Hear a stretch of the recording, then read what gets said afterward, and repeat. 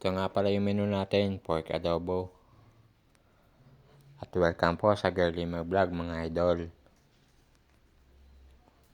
Ito nga pala yung ating lulutuin. Ito yung pinalambot natin na pork. Ito yung ating ginamit na suka, toyo, daon ng laurel, sibuyas, bawang.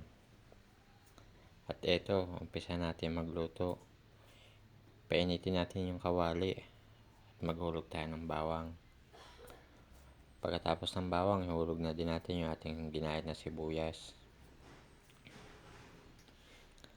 At pagkaluto natin ng ginayat na bawang at sibuyas, ilagay na natin yung ating pinalambot na karne ng baboy. Igisa natin yan para lumasa yung ating condiments. Halu-haluin lang natin. At pagkatapos nga natin haluin yan, maglagay tayo ng ating mga pampalasa. Unahin muna natin yung 1 tasang tubig. Pagkatapos yan, maglagay tayo ng suka.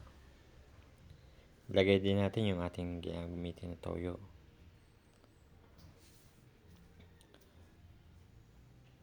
Haluin lang natin ng konti para lumasa yung ating suka at toyo.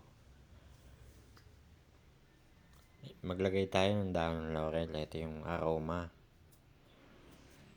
Pagkatapos ng ilang minuto, ito na yung ating pork adobo. Pakipollow, like and share. Thank you, idol.